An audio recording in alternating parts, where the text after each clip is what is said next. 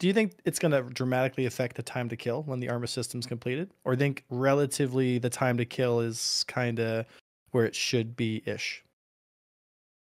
I'm not entirely sure, to be honest. This is something we have to figure out with gameplay. Right now, I would say the time to kill is a little bit too high in places, but then again, I would think that, so we have, for example, damage modifiers. We can do something like that, like when you're in AC competitive mode or something like that, we could just up the damage by 3 or so. Actually, at some point, I ran an internal test, and it was basically damage times 10. That was insanely fun, like really fun, because you had this high investment, high reward thing. However, that is absolutely not suitable for a game where you wake up, right? You get out of your bed, you're getting dressed, you run to the subway, you go to your thing, then you see something which you want to buy in the store. This is usually happening in our gameplay test. Like, I cannot fly like that. I need new shoes, right? And then we're basically first buying and equipping ourselves with some new armor and so on. And then you go to your ship, and the first 35 minutes have passed, right? I mean, that kind of flow, right? You understand me. You don't want to then get up and just getting insta-killed, right? So we need to be very careful how we do the balance there. But as I said, personally, I think like in competitive modes, we can get away with a lower time to kill. But in the PvE, we need to be very, very careful, or at least add enough dynamics in the game system so that you have a lot of options when you're under attack, so that you can escape or so. Maybe we also need to educate players just to not go alone or something like that. A question here regarding time to kill. Get an escort. Yeah, get an escort. Really? Don't get me started. Ask somebody. Ask somebody. I've been literally 20 credits. For years, and then I'm like, guys, just hire a scout. Like, just a scout. I need a beacon for it. Come on. So I agree. Lower time to kills are definitely a lot of fun. Do you think lower time to kills are easier for rookie players or harder for them? Because what I find from my experience is rookies have trouble getting on target. And when they finally do get on target with high time to kills, it's basically meaningless. Because a good pilot's going to be like, why is someone oh, okay, turn around. Right? Whereas if a rookie has a lower time to kill, when they get on target and they do score a kill against a better pilot, they can actually do some meaningful damage. I do agree if it's too low, then, when you're going buying your shoes and it takes 20 minutes to get back in your ship, it can be a bit of a drag, but, for me and all the games I've ever played, all the space games and whatnot, like the time to kill around 2.5 seconds for like the lightest of the ships, to me is like, if you're getting damage on target, feels really good, okay. Obviously it's going to be higher for the heavier ships, but, and lower time to kill too, like, it would be more fun for turrets, I find, too, because, again, if it's harder to get on target, but when you do get on target, you're rewarded for it, I feel like is a way better place to put the game instead of, 80% of your damage is kind of always hitting. And then, because then it becomes much more based on like numbers, and it's much more of an MMO kind of feel, which maybe what CIG wants to do with the game. No. I do get one thing I can say with sure, I hate it. Like, hate it when I fire at something and the freaking number pops up. I hate this so much, right? This is why I love even you, hate.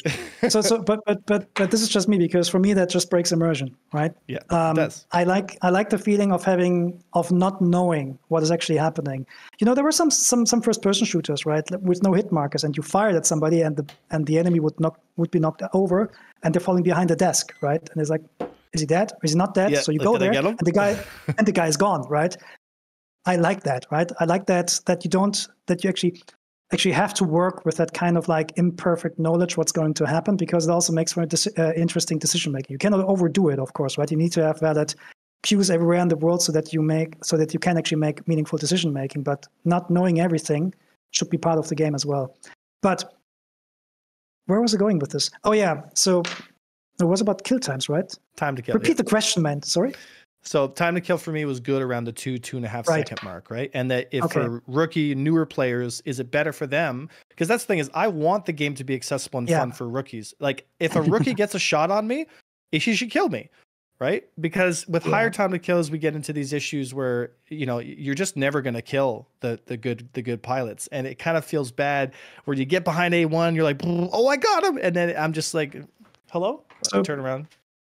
So yeah, but this is hard. So my answer to that is, if you have a rookie, or if you are a rookie, focus first on PvE, and then go into PvP afterwards, and don't fight against A1. So are you saying train and become better? No, like getting used to the combat system should be like playing in PvE should somewhat prepare you for PvP. But I do not expect somebody to be to get to the same level. In fact, there are a couple of strategies like that PvP players will do, right? Or that, I mean, in the live model they're doing right now, which I find really, really boring when you in PvP combat. For example, one of our first iterations. So one of the iterations from Diego's AI was about he created the tuning for an AI ship that had basically the same capabilities as you, which means full rotation rate and so on.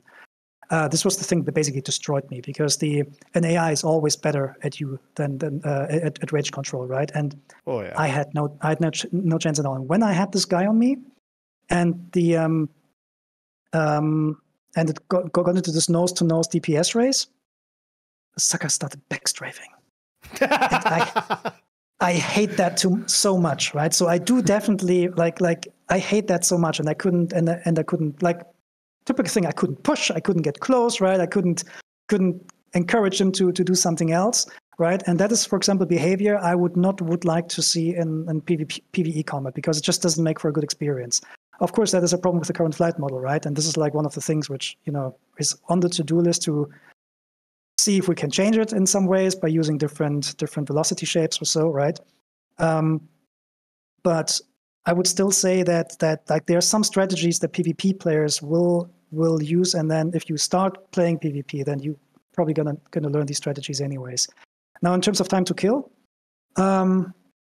honestly, that is something I don't have a clear answer on that. If you say 2.5 seconds are fine, then that's okay.